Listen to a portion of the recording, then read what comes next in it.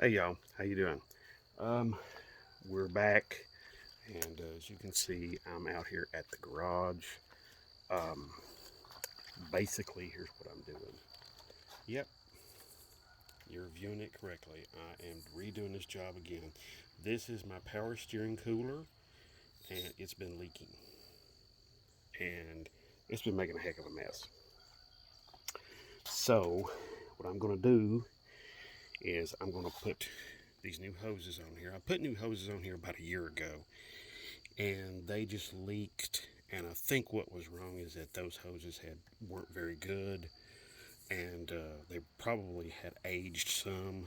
They were from 2015, so that's what you get sometimes.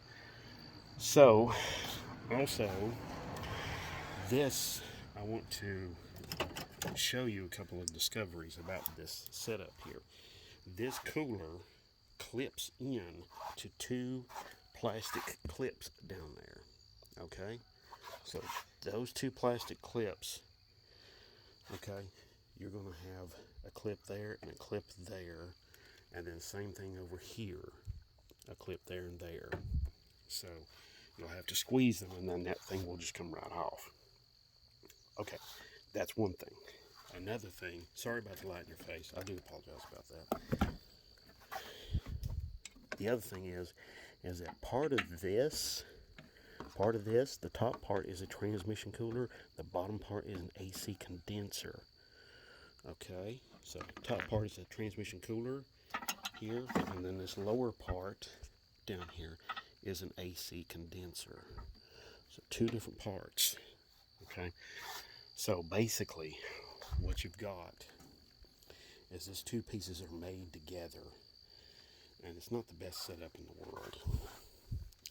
And my transmission cooler lines don't look like they've been leaking any. They come up, they're actually these two lines right here. Okay, these two. I'm sorry. I'll get you. Yeah, these two lines right here are the transmission cooler lines. So, there you go. Oh, one more thing. These lines I'm using now are 3/8. The ones I did use before were 7/16. So, and this is probably really uses some sort of metric thing, but this is what I'm using. So, I'm just going to go ahead and tell you, this is not an easy job. As you can tell over here, the electric fan assembly has gotten out of the way. So is this little piece here. These two pieces are held on with two tiny little screws and some clips, and they go on the top edge. And if you're not looking for them, you won't see them. And then the top of the radiator brace, and then of course the air intake assembly there. So all of that had to come out in order to get to that. And I'm not even completely taking the radiator out. However, the radiator is very loose. I can move it around a little bit. So, if you have to do this job on like a Grand Cherokee or any one of these Durangos, it is a difficult task. I don't envy you. I hope you can find this video useful. When you go in there with all this, use new hose, use new clamps, all of that stuff, and try to get the best stuff you can. Okay. Also, yeah. One more thing. The power steering fluid for those. I discovered this. Now you can use this, and that's fine. The Pentosan CHF 11S. But also, you can use this, and it's a lot cheaper. Okay, so you can use one of those too. Oh, that's just regular power. Whoops, that's just regular power steering fluid. This is the European Prestone full synthetic European power steering fluid. So either one of those will do just finely. But regular old power steering fluid, transmission fluid, anything like that, no. You got it. This has the electric motor down here that does all your power steering pump duties. So there is no pump, power steering pump attached to the engine itself. So let you see, you got alternator, your tensioner pulley, water pump pulley, AC condenser, idler pulley, crank pulley, and that's it. So there is no, power steering pump, on this engine-driven pump, that is. So anyway, all right. So what I'm going to attempt to do here is I'm going to attempt to put this all back together and get these hoses hooked back up, and then I'm going to probably also clean the core, this outside of the radiator, because it's pretty dirty and it's just getting to be a real mess. And I noticed that the Durango was running just a little bit hot, or a little hotter, a little warmer than what I'm comfortable with. So we're going to take care of that. All right. Okay, I'm going to do a little bit, and I'm going to show you a little bit more, okay? Be right back. All right, y'all, I'm back. Yep, it's very dark out here, but I'm still marching on. As you can see there, I hope you can see, I've got the lines installed. They were a booger. They were a real, really super difficult to do. But what I had to do in order to get the lines on down there is basically these metal lines aren't necessarily set up for that kind of hose to just slip right on. They have a barb, a single barb. It's like this razor sharp. It's almost razor sharp. It's a pretty sharp barb, but it's supposed to work with like a clip-on hose. Well, what I did is I did something a little bit different. I went and cut off that end. Now, that may not be for everybody, and I'm not recommending it for everybody. So just, word to the wise. But something you need to be aware of is that that may still leak on me, but I've got all of this cleaned up. That's what all the water is about here. Everything here is cleaned up, and see, I got the intake covered up there. But what I'm going to do is I'm going to start putting all this back together, and that brace that goes across here, there's several bolts in that thing. So I'll tell you what, I'll let you watch along while I put that brace on, because that's the next thing that's got to go on now. So here we go. All right. Having trouble with one of my lights here. It doesn't want to cooperate. It wants to shine where it wants to shine at.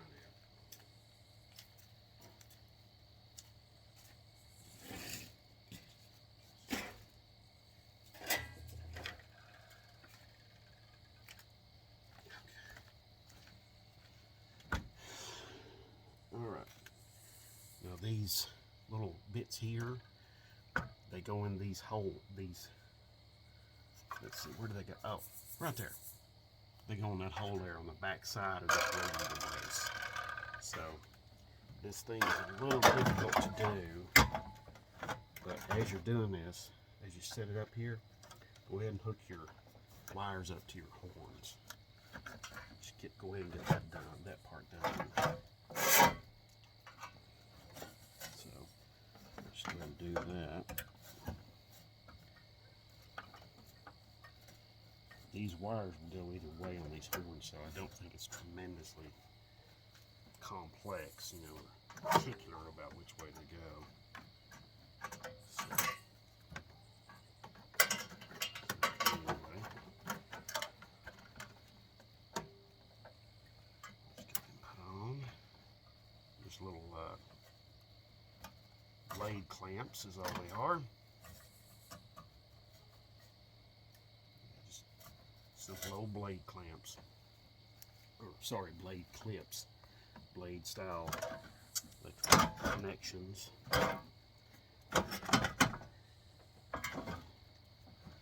So is not going to be a pretty little thing. This is going to take a little time. This is going to be frustrating. It's going to be difficult. So just get used to the idea of it. Oh, Make sure to get your hood latch cable and hood latch out of the way before you finalize everything. Now, one word of note is that right here, this overflow jug here, this son of a gun is kind of tight right here. Even though there's like one bolt here, it's still pretty tight. There's another bolt down here I haven't took out yet, and I kind of refuse to do it. But I'm going to get this, I'm just going to get a flat tip screwdriver and pry this out just a little bit. Use the screwdriver like a wedge so you can get behind there and get the bracket behind there. Now these round holes here, you can look down in there and see if you've got your radiator cushion. There we go. Lined up. So sometimes you have to give it a little forceful nudge in the right direction. Like I said, this is really tight right here. So this is this particular location here is really, really difficult. Okay. All right. Let's get you up here a little bit more so you can kind of zoom out here. See a little bit more. All right.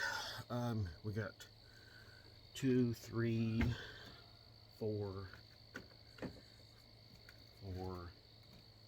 We got 4 10mm bolts that goes in over here on this side. There's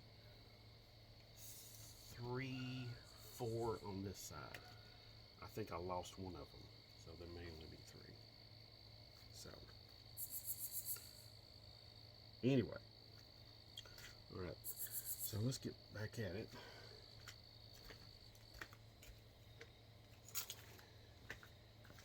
Alright, so wife is driving this to work tomorrow, so I need to make sure it's all squared away and everything's nice and safe and reliable.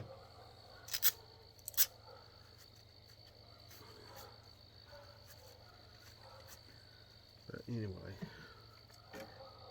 alright, yeah. You just look in these round holes here and make sure your brackets are in the right location. Your radiator brackets, that is. That little bracket right there, it has its own little 10mm bolt. That's it right there.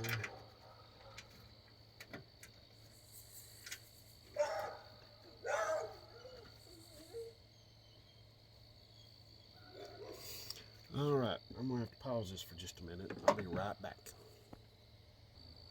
Okay, y'all, we're back, and I'm going to go ahead and be putting all the bolts in this radiator brace.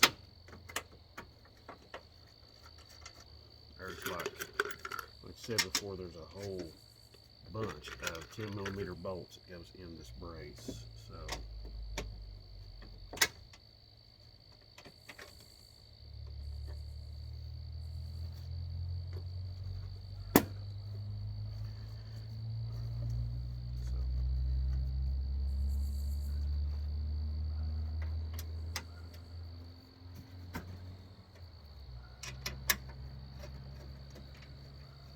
okay. Now, I like to go ahead and run the bolts in with my fingers just a little bit, and then go back and run them down with like my impact or something like that, or a ratchet maybe. Okay. There's two of these smaller bolts right here. These are the 8mm head. Okay, these guys, they go in the latch, but before you put that on, you have 2 larger bolts, a 13mm head. Okay, and they go into these cross braces. They go into the front of the radiator brace. Okay, now all of this makes sure that this radiator brace doesn't move around and do anything stupid or anything like that. So Kinda.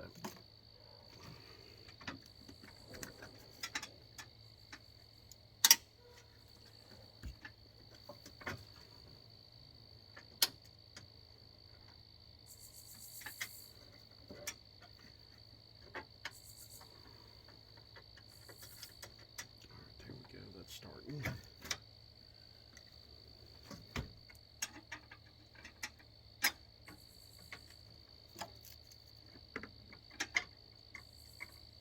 Now these cross braces that are out here, they will move around. So once you unbolt them from this top radiator brace, they will move around. Let me show you what I'm talking about. See what I'm talking about right there? You got one over here, that one right there, and then you got one, let me angle this up here, you got one right over here, okay? So you got two of them, one there, and then you got one right over there. And they are movable a little bit even if you don't mess with the bottom bolts, which I did not. I just unbolted the top ones here, moved them out of the way just a little bit, and then that's it. And then I move them back where I need them in order to bolt them back on. Okay? So, anyway. Alright.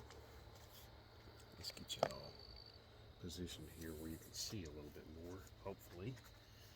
Alright, I'm going to run all these down with my little impact, and then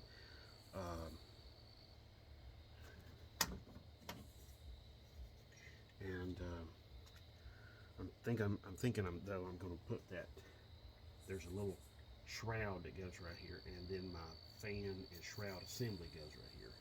So I'm going to put those on first before I run this down.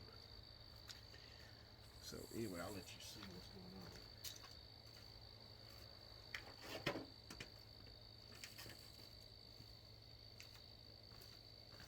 Okay, now this little piece here is what I'm talking about. I called it a shroud. It's not. It's just a little piece that secures the radiator into position. I may have to take that radiator brace back off. But here's the fan assembly. It's a big one. It's a big honker. So it's got these pieces here that go in to notches that are built onto the radiator, and it's got upper and lower ones. These upper ones snap in, okay? The lower ones do not, and there's some just like this on the other side. So it's got 4 of them total.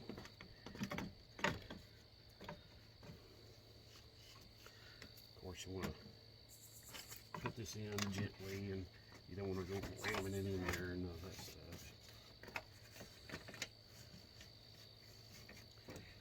And there is an electrical connection on this, so just be aware of that.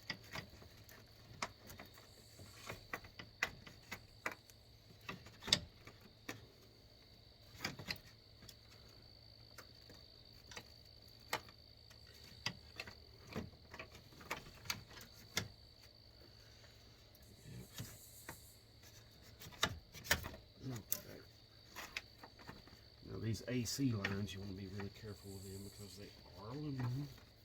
I'm going to take this one back loose so I can get a little more freedom there. I'm going to put it right back here in just a minute.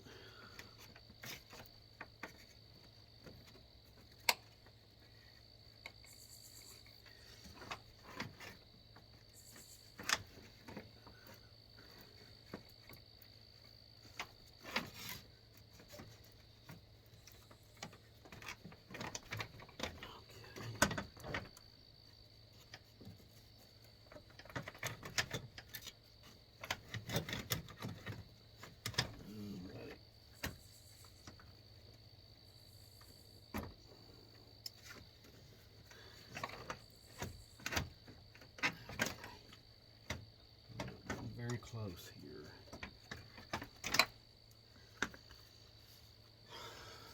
Yeah, all right, this goes in here like so. Okay.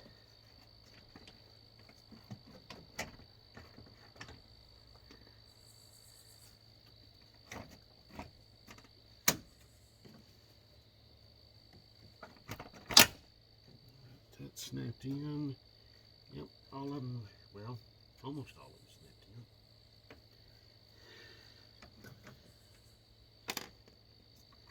This side over here I didn't get all of them.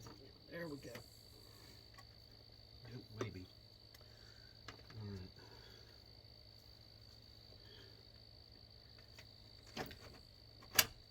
There we are. Alright.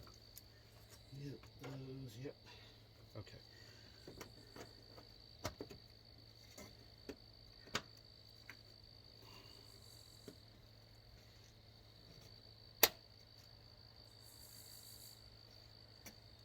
Alright. Now, like I said, there's two tiny little screws that goes on that little piece. Tiny, tiny little screws. You can probably, if you lose them, I don't think it's like, you know, mission critical, you know, but if you still got them, go ahead and put them on. I'm just glad I didn't have to take the radiator brakes back off to put this on. So,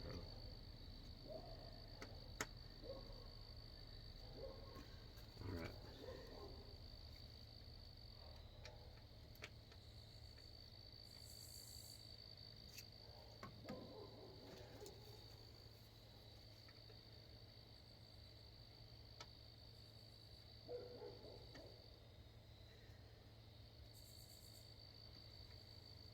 Now,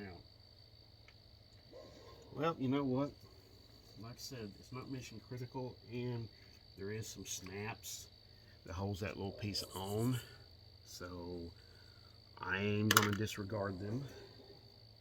Yeah, I mean, there's like 3 or 4 snaps across the top here that holds that on, so it's not, like I said, it's not mission critical. It's not holding the fan on. It's just, yeah. All right, there we go. We got that part put in. I'm gonna put this part back on, and we'll get this done. Get this moving on. All right. Oh yeah. Okay.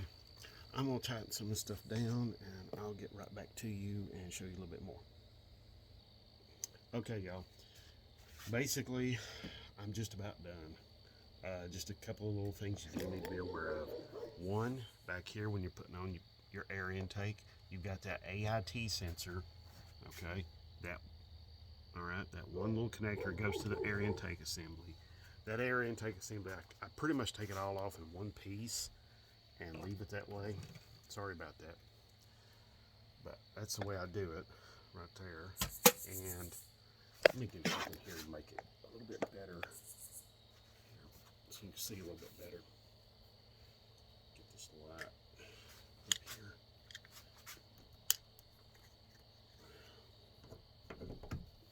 here. Okay, that's a little bit better. These panels right here, they tuck under the fender lip right here. So, yeah, there's a fin that goes under the fender lip right there. So that's something to be aware of. Back here, kind of the same thing.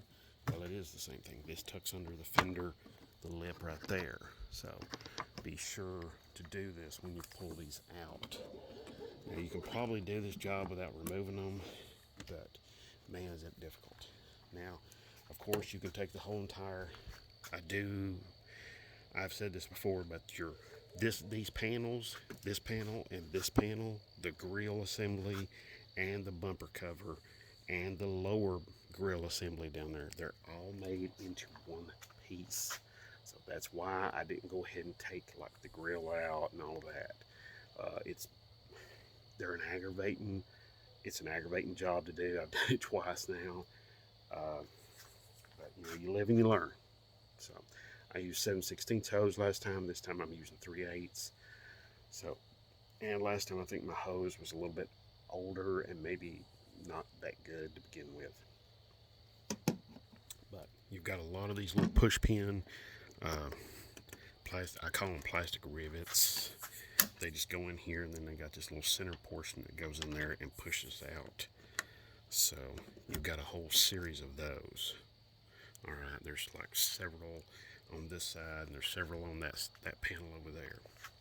Okay, so anyway, oh, one thing I wanted to show you, as far as tools are to take those out.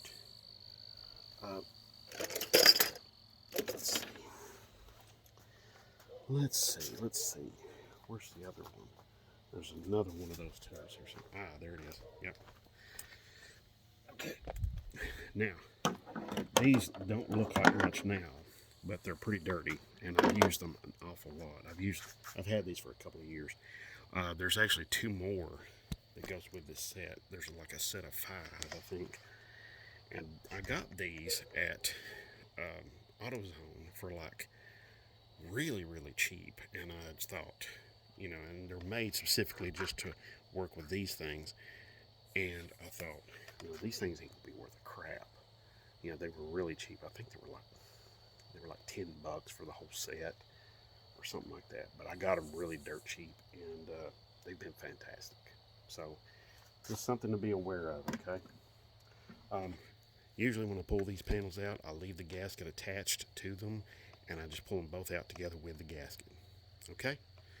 So anyway, you got your little clips on there too that go in there and hold them down, holds the gasket down. So anyway, like I said, I'm finishing this job up. I got the lower panel on down there, back on. Everything's cleaned up down there. So hopefully this thing's not going to leak anymore. Oh, and one more little thing. That Pentosin, it is kind of expensive. But like I said, the Prestone European synthetic power steering fluid is the same thing. It's the same stuff. So you can use that. Also, you'll probably need to use almost 1 bottle of that. If you're, you know, leaked out all your power steering fluid, you'll probably need to use like 1 full bottle and maybe half of another. But that first couple of times you turn the steering wheel, it's going to be a little funny feeling, but it'll get better.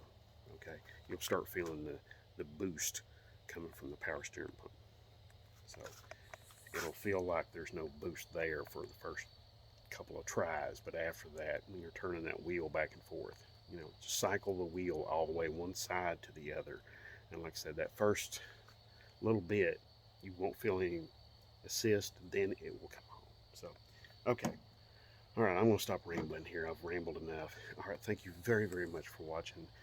Thank you very, very much for subscribing. It's just blowing me away. Everybody is like, you know, all you people are like subscribing to me, and it's just like, wow, crazy. But anyway, all right.